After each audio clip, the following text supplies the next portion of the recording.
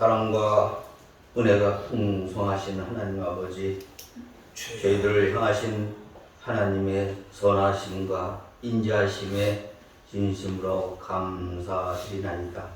지난 한 주간도 하나님의 은혜 가운데 온전히 구해 주시고 이처럼 거룩하고 복된 날 저희들을 부르셔서 하늘의 신령한 복과 땅의 기름진 복을 내려주시니 감사드립니다. 이처럼 주께서 베푸신 은혜에 감사와 감격하여 저희들 모두 모여 찬송과 경배로 산제사 드립니다. 주께서 영으로 인지하시사 저희들이 드리는 이 예배를 온전히 받아 주옵시고 성령이 역사하셔서 말씀으로 새롭게 또한 거듭나게 하여 주옵소서.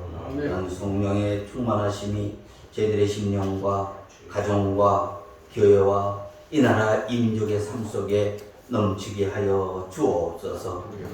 거룩하신 하나님 아버지, 저희들의 어두워진 눈을 밝혀주시고 저희들의 닫힌 길을 열어주시사 그래서 하나님을 보게 하시고 하나님의 말씀을 듣게 하사 언제나 주님을 따라 사는 저희들의 삶이 될 수 있도록 하나님 도와 주옵소서. 거룩하신 하나님 아버지, 특별히 이 민족을 사랑하시고 지금까지 인도하심을 감사드리나이다. 하오나 지금 아버지 하나님 이 민족은 코로나라는 엄청난 사태로 인하여 가서 아버지 하나님 많은 사람들이 고통 속에 살고 있사오니 하나님 하루속히 이 코로나의 바이러스를 주께서 물리쳐 주시사 아버지의 예정과 같이 모두 모여 할렐루야 찬양할 수 있는 우리 모든 사랑하는 성도들이 될 수 있도록 하나님 도와 주옵소서. 아버지는 특별히 아버지 하나님 사랑하는 성도들에게 믿음의 담대함을 허락하여 주옵소서. 그래서 아버지 하나님 어떠한 어려움이나 어떠한 고통이나 어떠한 역경이 올지라도 여호와로 인하여 즐거워하며 기뻐할 수 있는 우리 모든 사랑하는 성도들 될 수 있도록 하나님 도와 주옵소서. 거룩하신 하나님 아버지, 이처럼 어렵고 아버지 험한 세상 속에서는 오로지 주님만이 나의 구주요 주님만이 나의 모든 것이라고 생각하면서 오로지 주님만 바라보며 살아갈 수 있는 우리 사랑하는 모든 성도들 되기를 간절히 바라고 원합니다. 주님 함께하여 주옵소서. 아버지 또한 이 시간 드려지는 예배 순서마다 진리가 선포되며 하나님의 영광이 드러나시게 하옵시고 하나님의 성호가 더욱더 높아지는 귀한 시간 될 수 있도록 하나님 도와 주옵소서. 특별히 아버지 하나님 이 시간 이 귀한 말씀을 가지고 다니셔신 하나님 목사님에게 한없는 은총을 허락하시사 영육간의 강건함을 허락하시고 그 입술에서 나오는 그 말씀이 저희들이 귀에 들릴 적에는 하나님의 음성으로 들을 수 있는 아버지 귀한 말씀만 될 수 있도록 하나님 도와 주옵소서. 이 말씀으로 인해서 우리 저희들의 심령의 골수를 쪼개고 남는 놀라운 말씀만 되게 도와주옵시고 아버지 이 말씀으로 인해서 아버지 저희들이 세상 가운데 나가서 아버지 하나님의 살 적에 아버지 이 말씀이 우리 마음의 지표가 되어 아버지 하나님을 사랑할 수 있는 귀한 말씀만 될 수 있도록 하나님 도와 주옵소서. 능력 허락하여 주옵소서. 아버지 하나님 또한 사랑하는 모든 성도들 한없는 은총을 허락하시사 그들이 바라고 원하는 모든 바를 주님께서 이루어주시길 바랍니다. 하나님, 저들이 아버지 하나님이여 이곳에 올라올 적에 여러 가지 아버지 하나님의 많은 사정을 가지고 이곳에 올라왔을 텐데 저희들은 모릅니다. 오로지 주님만 아시오니 저들이 아버지 하나님이여 원하고 바라는 모든 것이 다 해결받고 돌아가는 아버지 하나님 귀한 이 시간 될 수 있도록 하나님 도와 주옵소서. 아버지 하나님 이 예배를 위해서 아버지 하나님 알게 모르게 자기의 맡은 바 직분을 다 감당하는 사랑하는 성도들에게 한없는 은총을 허락하시사 그들의 수고하고 애씀이 하늘나라의 생명책이 기록되는 놀라운 아버지 하나님의 봉사가 될 수 있도록 하나님 도와주옵시고 아버지 교회를 위해서 또 이 민족을 위해서 항상 애쓰고 기도하는 모든 성도들 되게 하여 주옵소서. 예배 시종을 주님께 이탁합니다. 오로지 주님만 홀로 영광받아 주옵소서. 예수님 거룩하시길 받도록 기대사옵나이다. 아멘. 아멘.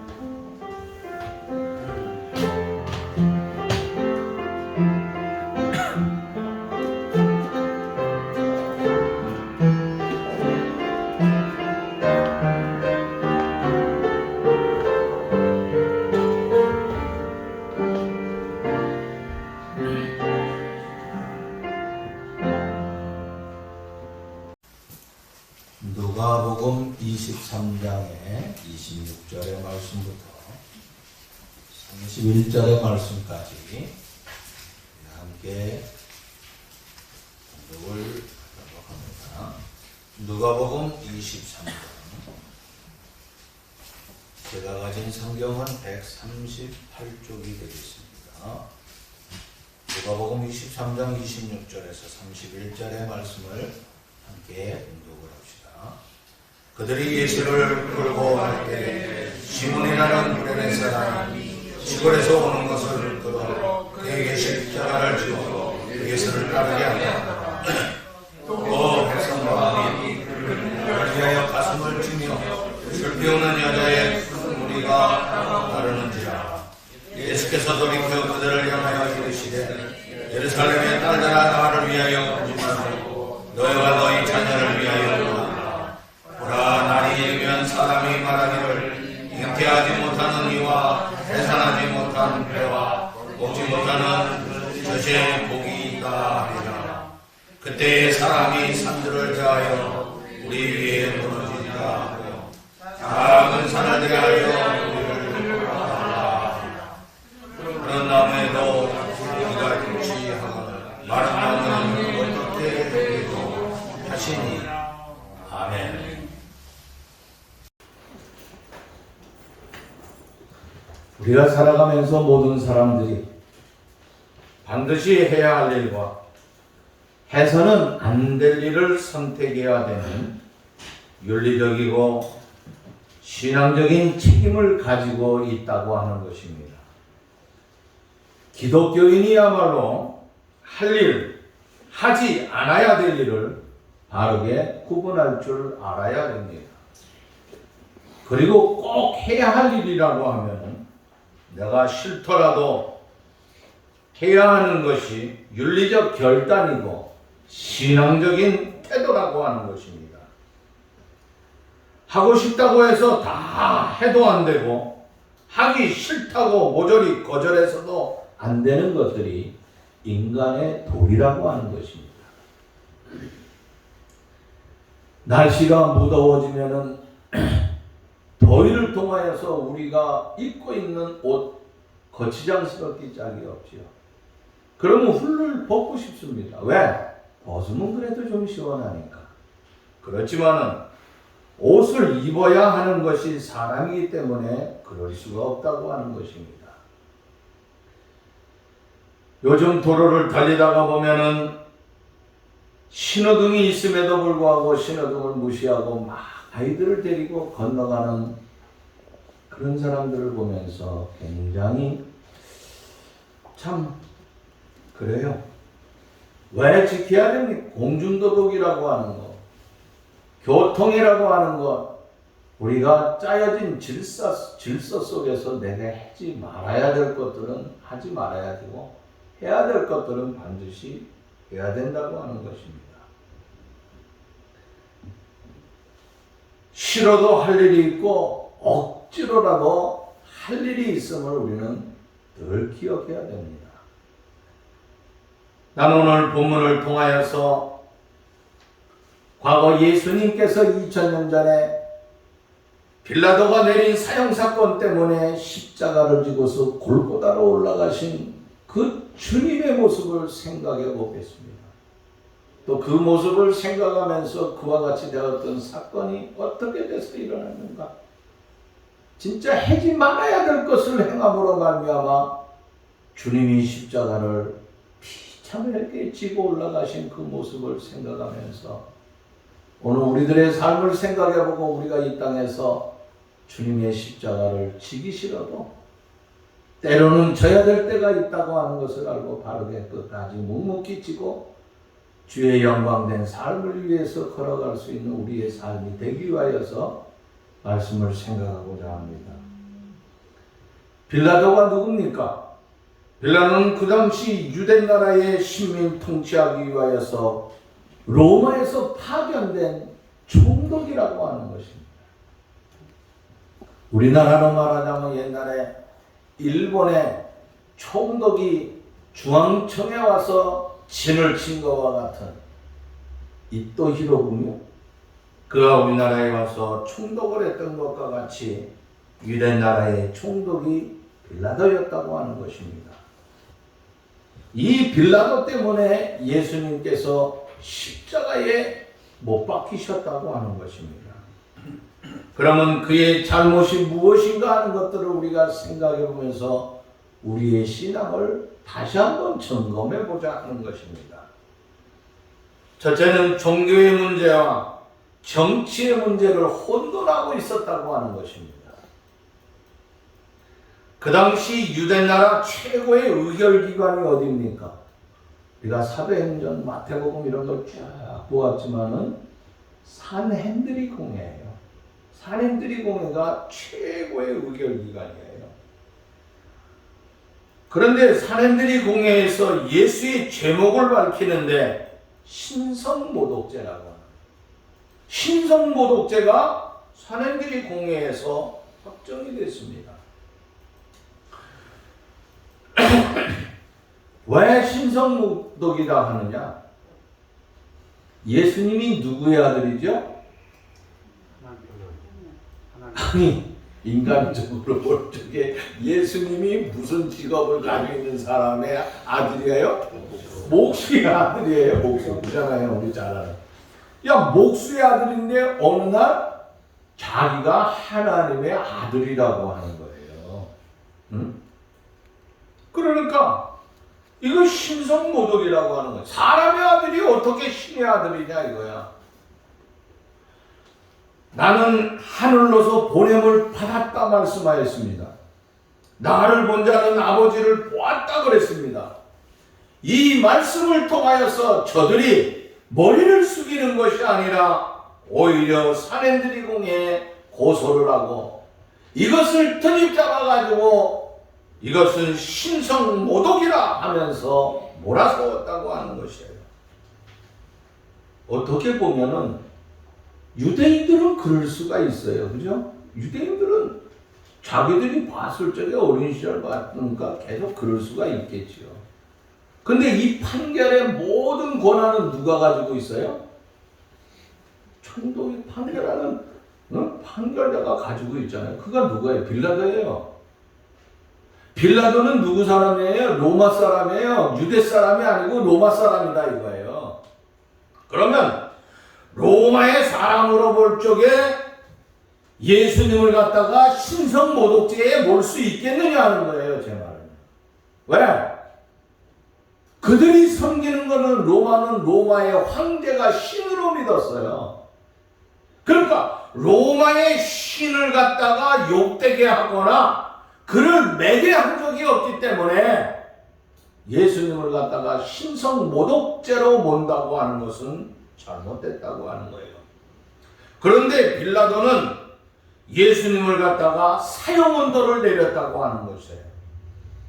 그는 유대인의 종교 문제를 자기의 정치적으로 교묘하게 이용했다고 하는 것입니다. 정치가는 종교를 교묘하게 이용하며 살아가는 것이 우리가 역사적으로 보면 이것이 어떻게 보면 관행으로 되어 있는 건지도 모르겠어요. 정권 유지나 권력의 보신을 위해서 수단 방법을 가리지 아니하고 정치 자기의 그 어떤 권리를 주장하면서 이렇게 나아가는 것이 오늘날 그런 형태가 아닌가 하는 그런 생각이 듭니다. 우리가 눈으로 보고 몸으로 겪는 일이 있잖아요. 선거 때만 되면 어떻습니까? 교회 한 번 안 오는 사람들이요 교회 옵니다. 이상해요. 우리 교회는 작아서 안 오는데 또 혹시나 해가지고 어떤 사람이 많잖아요. 후보가 이렇게 쭉 나오잖아요. 그러면 꼭 새벽 기도 때 옵니다.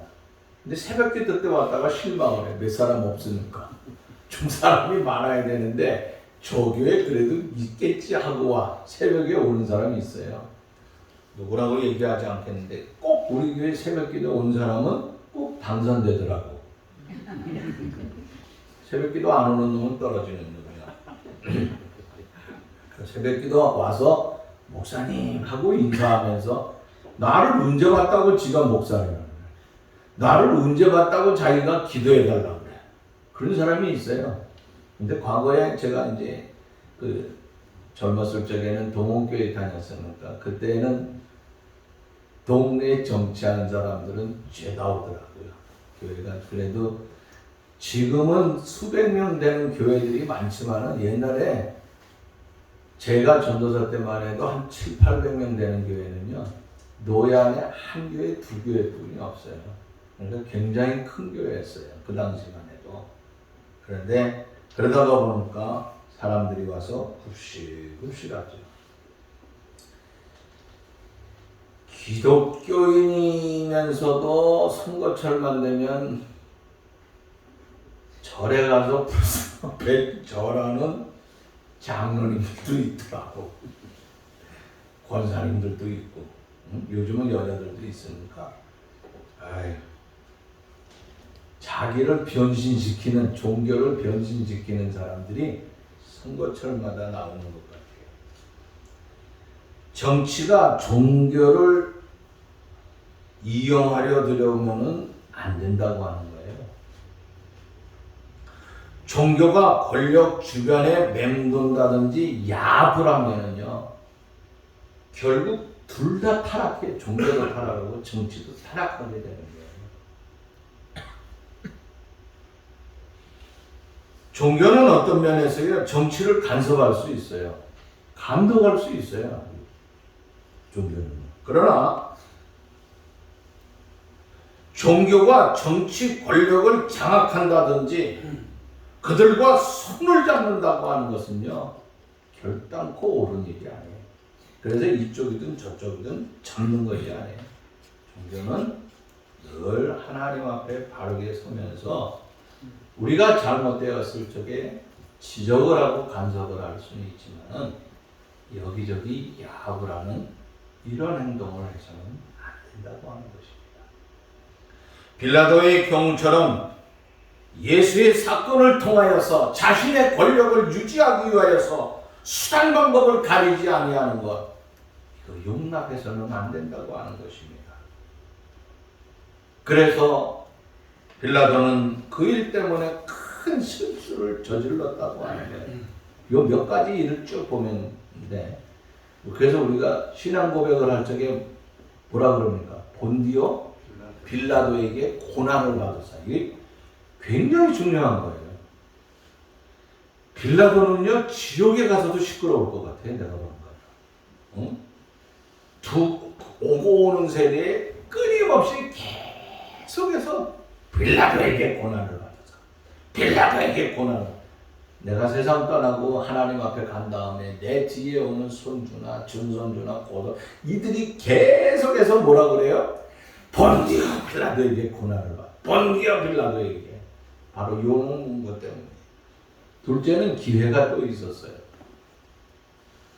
아내가 기회를 줬어요, 사실은. 응? 예수를 최종 판결하기 전에 꿈속에서 아내가 이상하게 생각을 했어요. 그래서 그 다음날 일어나서 아침에 꿈 얘기를 하면서 예수님이, 예수라고 하는 사람이 무죄한데 당신 그 재판 함부로 하지 말라고 기회를 줬어요. 그런데 그 기회를 어떻게 해요? 묵살시켜봐요. 아침부터 남자가 일하러 나가는데 여자가 이러면 뭐라 그래요? 마스크 써서 말을 못 하시는구나. 뭐라 그러죠? 여자분들 뭐라 그럴까? 말을 못 하죠. 자기 자존심, 권위 내세우고 자신의 정치 권력을 유지하기 위하여서 유죄인들의 환심을 사기 위하여서 자기 아내가 충고하는 것을 갖다가 묵살해버렸다고 하는 거예요. 우리는 살아가면서 다양한 여러 가지 충고라든지 권면을 들을 때가 있습니다. 때로는 어렸을 적에는 부모의 충고를 듣습니다. 또한 형제의 그런 권면을 받기도 합니다. 웃사람들이 이렇게 하라고 하면서 우리에게 권하기도 하지요. 심지어 친구들이 충고하는 그런 것들도 종종 있다고 하는 것입니다. 그런데 오늘 우리들은 어떻습니까? 가만히 보면은요, 충고와 권면을 갖다가 한 귀로 잘 들었다가 그걸 좀 새기면 좋은데 다 한쪽 귀로 흘러버리고 있다고 하는 것이죠. 우리는 달콤한 이야기가 들어오면은 그것은 너무너무 좋아서 반색을 합니다. 그러나 아픈 충고를 하게 되면은 금방 외면해버리고 만다고 하는 것이에요. 이것이 오늘날 한국교회 강단에서도 이루어지고 있다고 하는 것이 얼마나 가슴 아프기 짝이 없는지 몰라요. 그래서 본의 아니게 목사님들이 설교를 하면서 아픈 설교를 하게 되면은 성도들은 눈을 찌푸리고 있습니다. 복을 받으세요. 출세하세요. 성공하세요. 잘 됩니다. 축혀 세우면 본의 아니게 오늘 은혜를 받았어 하고 이야기하는 사람들이 종종 있다고 하는 것입니다. 사랑하는 성도들이여, 오늘 우리들은 살면서 너무 편식해서도 안 된다고 하는 것이에요. 한쪽 편으로 지나치면 안 돼요. 때로는 말씀 속에서 야단을 받더라 할지라도 내 신앙을 다시 한번 하나님께서 점검해 보라고 주는 거구나. 아멘, 아멘으로 받아야 됩니다. 칭찬을 하는 아름다운 말씀이 들려도 이것을 통하여서 다시 한번 나를 아름답게 뛰라고 하는 거구나 하고 아멘 할 수 있는 것. 그래서 매를 맞아도 칭찬을 받아도 아멘, 아멘 하면서 살아야 되는데 오늘날 한국교회는 여기저기서 소리를 지르는 소리들이 너무나 많이 나고 있습니다. 왜? 야단을 치면 소리를 질러요. 하면서 막 소리를 칩니다. 그래서 그동안 받았던 주의 은혜를 다 쏟아버려버리고 교회가 아수라장이 되는 교회들이 얼마나 많은지 모릅니다. 아침에 일어나서 빌라도가 출근할 적에 사랑하는 아내의 충고의 말을 조금이라도 좀 되새겨 보았다고 하면은 아마도 본디오 빌라도에게 고난을 받으사 하는 말씀을 다시 한번 이거 듣지 않았을 것인데 이거 평생 진짜 우리가 앞으로 끊임없이 이 땅에 지구가 멸망하지 않는 한 빌라도 총독은 끊임없이 이 고통을 받아야 된다고 하는 것입니다. 세 번째는 자신의 양심, 외면해버리고 말았어요. 심리학자들의 말에 의하면 극악무도한 흉악범도 정직한 양심의 한 부분이 남아있다고 합니다. 하물며 빌라도의 경우를 보면은 예수를 사형 판결이 한다고 하는 것은 자기가 옳지 못하다고 하는 것이 양심의 가책이었다고 하는 것 누구보다도 더 확실하게 알고 있었어요. 그런데 그것을 외면해버리고 말았다고 하는 거예요. 양심과 하나님을 외면할 수는 없다고 하는 것입니다. 정직한 양심의 소리를 외면하면 일평생 고통 속에 살 수뿐이 없다고 하는 것이에요. 하나님을 외면해요. 그 종말 마지막에는 심판이 있을 것이고 그는 비참하게 지옥으로 떨어질 것이라고 하는 것입니다. 만일 그때에 빌라도가 양심의 소리를 외면하지 아니하고 바르게 서 있었다고 하면 그 삶은 좀 달라졌을 것입니다. 핑계할 것도 있잖아요. 내가 보기에는 무슨 신성모독이냐. 우리가 황제, 저 사람은 황제 부인하지도 않는데 하면서 쓱 넘어가서도 좋을 텐데 하는 아쉬운 마음이 듭니다. 세 번째는요, 속죄관이 잘못됐어요. 자, 이 사람 되게 웃겨요. 사형 선고를 확정했어요. 그리고 나가서 사람들 앞에서 뭐라 그래요? 여기 자세한 얘기는요, 여기 어디 보니까 나와 있더라? 마태복음에 보면 나와요. 마태복음 27장인가? 한번 볼까요? 그걸 좀 더 자세히 나와 있는 것 같아요. 마태복음 27장 24절 말씀 보면 아주 자세히 나와 있어요. 빌라도는 아무 성과도 없이 도리어 밀란이 나려는 것을 보고 물을 가져다가 무리 앞에 손을 씻으며 이르되 이 사람의 피해에 대하여는 나는 무죄하니 너희가 당하라. 아니 그 전에 이 사람 사형언도에 처한다, 십자가에다 매달아라 하고 판결을 내리고 나서 그 대가는 자기가 받아야 되는 거 아니야. 그렇잖아요? 근데 지가 받지 아니하고 저 피값은 너희들이 받아. 나는 뭐라고요? 난 무죄야. 난 죄 없어 하면서 대야에다가 물을 닦아서 손을 씻었어요. 아니 지가 코로나 걸린 것도 아닌데 물을 왜 그 대야에다 손을 씻냐고.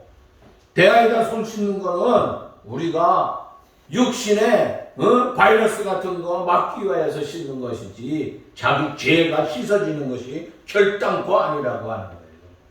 예수를 십자가에 못 박으라고 한 죄가 내 손 한 번 씻는다고 해서 씻어지는 것이 결단코 아니라고 하는 거예요. 발상 자체가 잘못됐다고 하는 거예요. 오늘날 이런 사람들이 종종 있어요. 사실은요. 중세시대에 천주교가 이 짓을 했잖아요. 자기들이 잘못했을 적에 돈을 내면 무조건 어떻게 되느냐. 내가 죄를 지고 내가 잘못했으면 내가 용서를 주님을 통하여서 받아야 되는데 사제에게 돈을 내면은 다 용서 안 받고 극락에 간다는 거예요. 천국으로 간다는 거예요. 이게 말이 되는 소리입니까? 그래서 그 당시에 속죄부 판매를 했다고 하는 거예요. 속죄부 판매에 그 당시 최고의 그 책임자의 이름이 하나 나왔는데 그건 탓젤이라고 하는 사람. 이 탓젤이라고 하는 사람은요, 사람들이 이제 그 뭐라 그래야 되나, 교회가 아니고 뭐라 그러지, 우리 성당으로 몰려오게 되면요, 티켓을 들고 서 있어요. 그리고 소리를 지르는 거예요. 뭐라고 소리를 지르냐? 호객행위를 하는 거예요.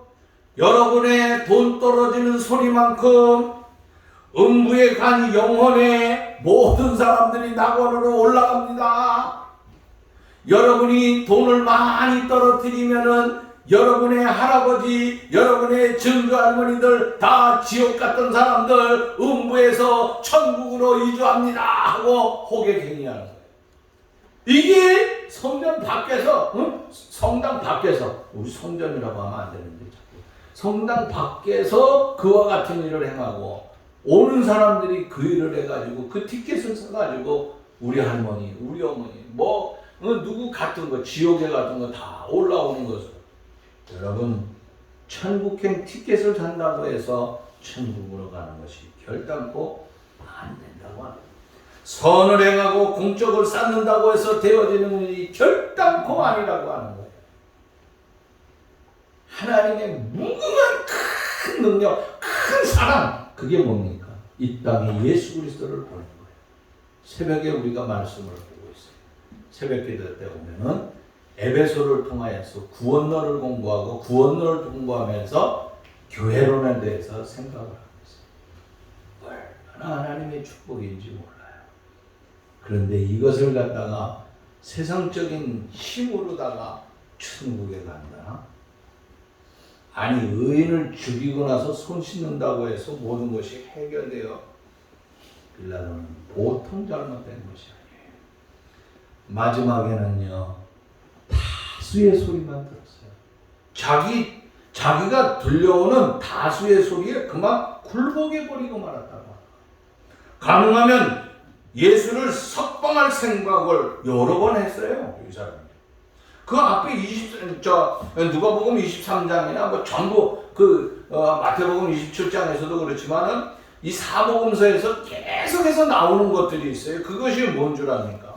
그냥 어떻게 해서라도 사실 빌라도는 예수가 죄가 없다고 하는 거 양심적으로 알아요. 그래서 세 번씩 22절 말씀 보니까 빌라도는 세 번째 말하네. 세 번째 또 뭐라 그랬어?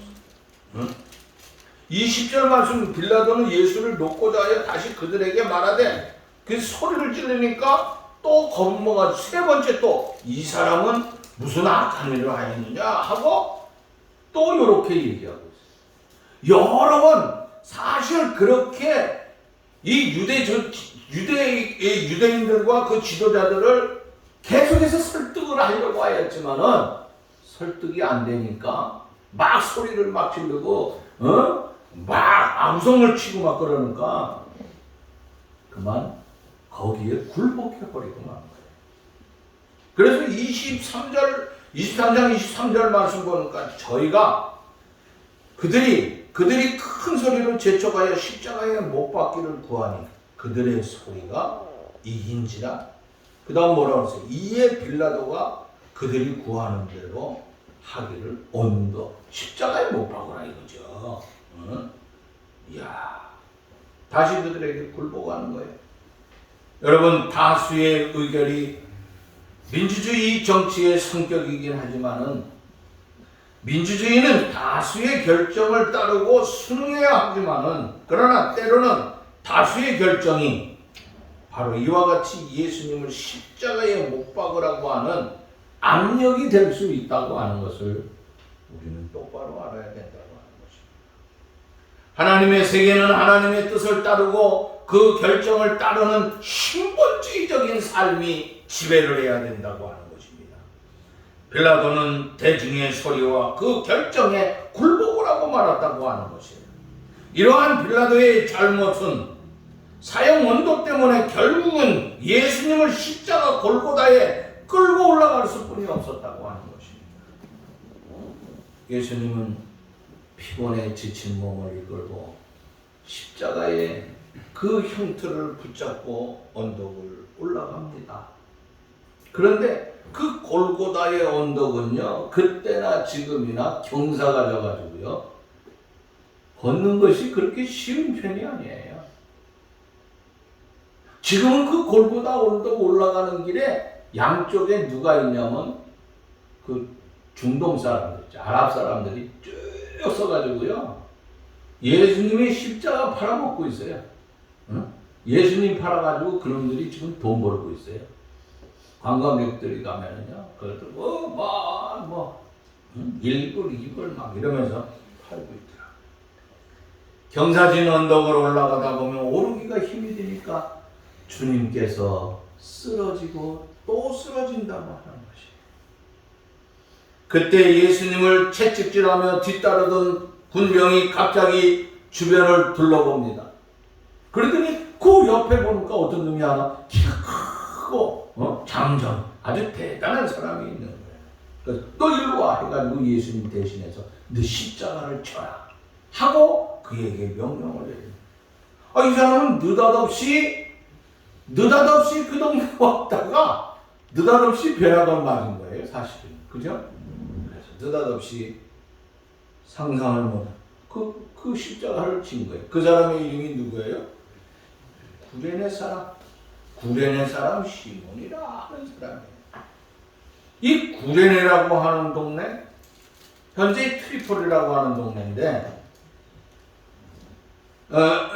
그는 로마서 6장 13절 말씀에 보면은 바울이 마지막 로마서를 정리하면서 끝나면서 하는 그 언급되는 말이 있어요. 거기에 누가 나오냐면 루포라고 하는 사람이 나오는데, 이 루포의 어머니를 향하여서 바울이 뭐라 하냐면 내 어머니다 하면서 그 어머니를 기억하라 그럽니다.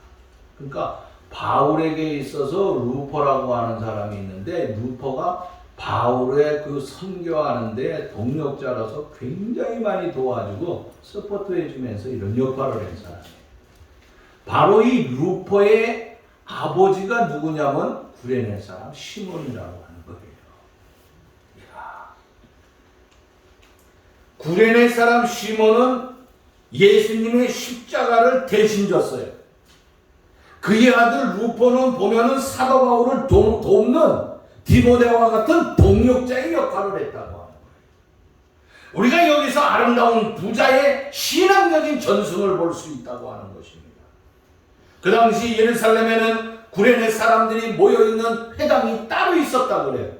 그래서 구레네 사람들이 거기서 모여가지고 그들 나름대로 하나님 앞에 영광을 돌리는 그런 회당이 있었다고 합니다. 시몬은 그 동네의 회당에 속해 있는 하나의 회원이었을 것으로 보고 있습니다. 아버지는 예수님을 대신해 십자가를 졌고 그 아들은 예수님의 사도인 바울을 위하여서 헌신하면서 섬기는 삶을 살았다고 하는 것. 이건 무엇을 가르쳐주고 있습니까? 우리는 억지로라도 십자가를 짓는 신앙의 삶을 갖는다고 하면 그것이 바로 아름다운 하나님의 영광된 축복이라고 하는 것입니다. 그날 시몬이 그 십자가를 억지로 지었다. 이 사건을 통하여서 시몬이나 그의 후손들은 예수님의 가문에 들어가게 되었다고 하는 거예요. 이것이 얼마나 놀라운 축복이냐 하는 것이죠.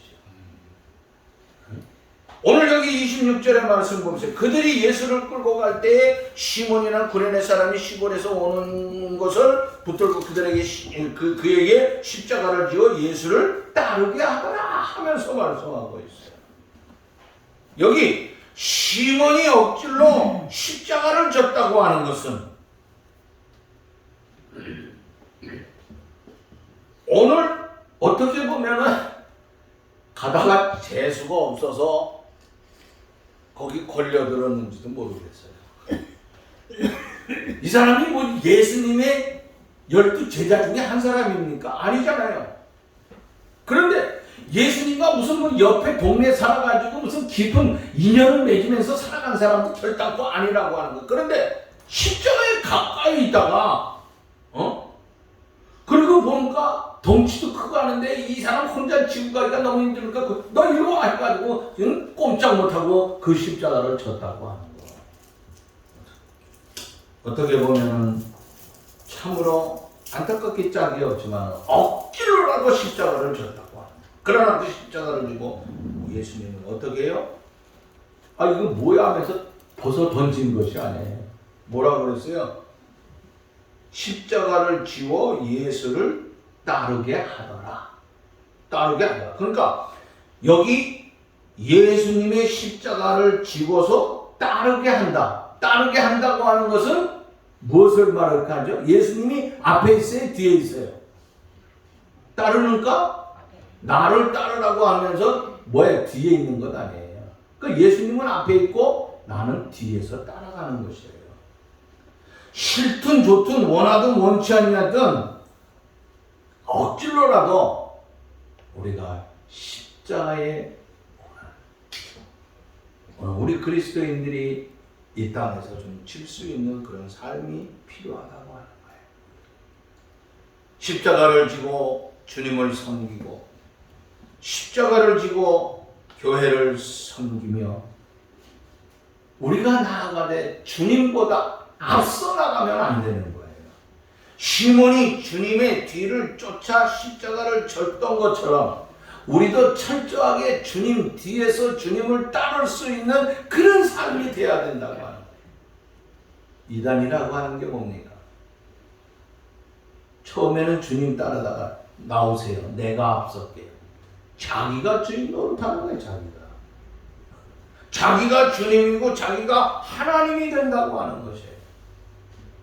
오늘날 우리는 주님의 뒤를 묵묵히 십자가를 지고 믿음으로 쫓아갈 수 있는 그런 신앙의 삶이 필요하다. 왜 오늘날 한국 교회가 크게 축복을 받았음에도 불구하고 욕을 먹습니까? 이 축복이 나는 어디서 왔다고 생각하냐면요. 우리들의 신앙의 선배가 이 땅에서 순교하면서 주님의 십자가의 뒤를 쫓아서 묵묵히 걸어가면서 순교한 그 순교의 삶을 통하여서 후손인 우리들이 복을 받았어요. 근데 복받은 우리들은 그 길을 쫓아가지 못하고 있어요. 그건 내가 앞서가려고 하지는 않는가. 오늘날 이 삶을 보면서 다시 한번 우리의 신앙을 돌아봐야 된다고 하는 것입니다.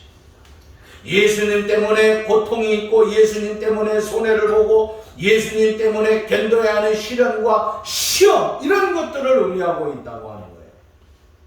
우리의 신앙의 관심은 어떻습니까? 예수님 때문에 행복하고 예수님 때문에 출세하고 예수님 때문에 번영하는 데 있다 이거예요. 지금까지 하나님께서 이렇게 해주셨어요. 사실은. 그러나 주님을 대신해서 십자가를 질 수 있는 사람 주님을 대신해서 십자가를 친다고 하는 것은 영광이고 놀라운 축복이라고 하는 것입니다. 오늘 저와 여러분의 신앙의 삶,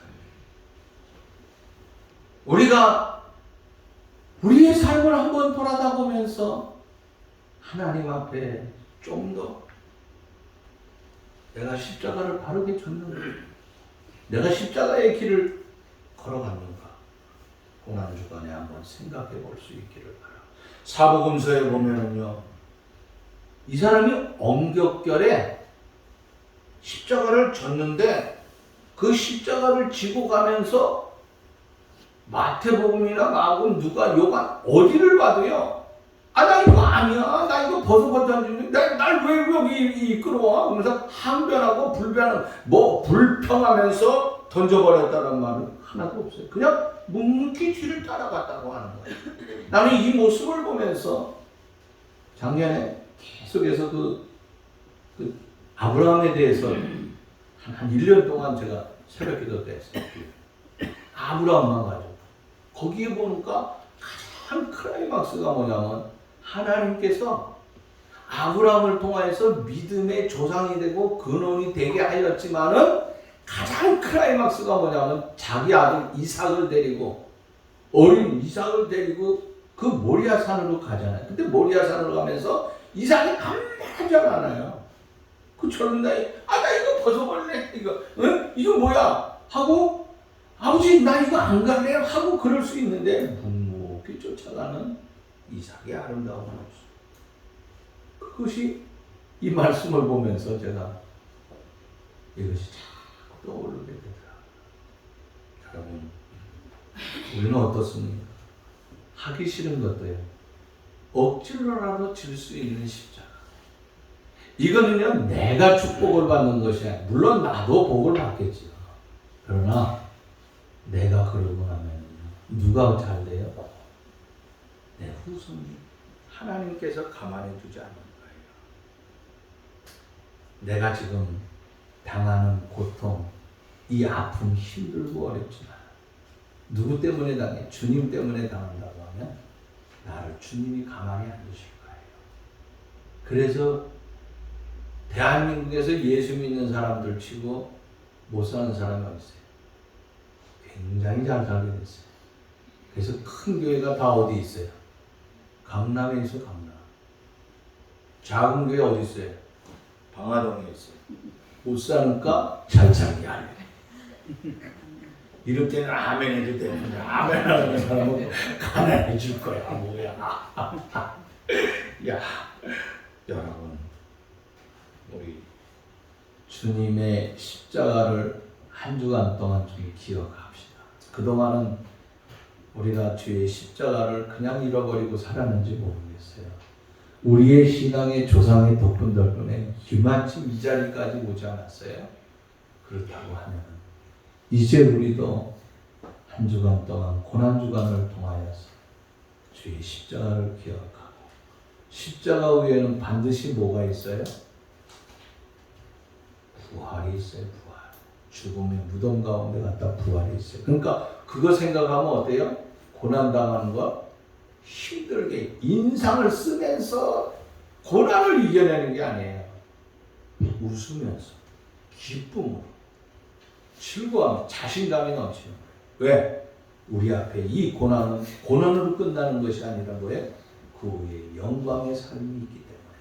그래서 예수 믿는 사람들이요, 어쩌고 저쩌고 해도 여유 있잖아요. 예수 믿는 사람들 보세요. 대부분 얼굴이 평화로워, 여유가 있어요. 자신감이 넘쳐요. 왜? 날 위해 주님께서 모든 걸 준비해 놓으셔서 다 준비해 놨어요.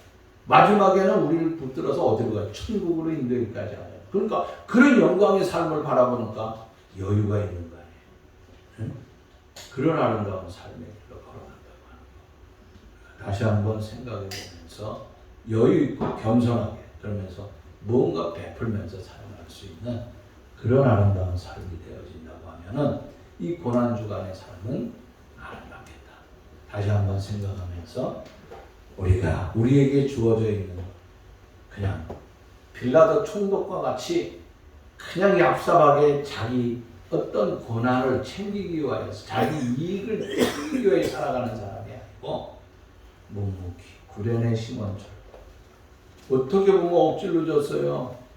그러나 그 아들, 그 후손이 아름다운 복을 받았던 것처럼 저와 여러분들이 십자가를 묵묵히 생각하며 이것을 기쁨으로 감당하면서 고난의 한 주간을 통하여서 하나님의 기쁨과 사랑과 축복의 역사들이 넘쳐날 수 있기를 간절히 바랍니다. 하나님 감사합니다.